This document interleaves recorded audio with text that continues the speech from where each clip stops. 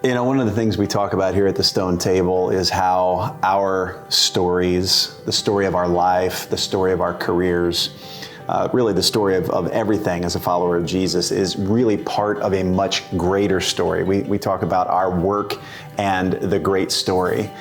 And I've had some folks ask me, what does it look like to engage my work and my career and my vocation through that great story? Is it okay if I like my work? Is it okay if I pursue a career that excites me? Is it okay if I make money and profit from my work? Or is embedding my story in a greater story mean that I can't enjoy any of those things? And I would say, of course not.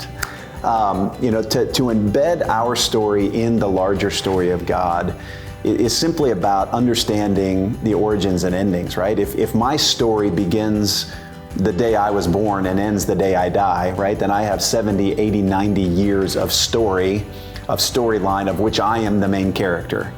But what God calls us to and what the gospel calls us to is actually to embed this season of life that we have been granted by the grace of our Creator and embed that within this large, eternal meta-narrative that God has been telling since the beginning of time and that will last throughout eternity. And so we have been invited to take our lives, our little stories, and embed them not as main characters. We are not the hero of the story, but we embed our stories into the large meta-narrative of creation, fall, redemption, and restoration, this story of God's pursuit of His lost creation that He has been telling really since Genesis 1.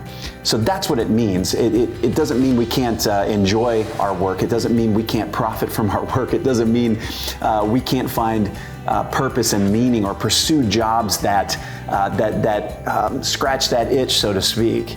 But it does mean that we need to see everything in our lives as part of a much greater narrative that God has called us to. We are characters in God's great story. We have been invited into the redemption story of the Creator of the universe Himself.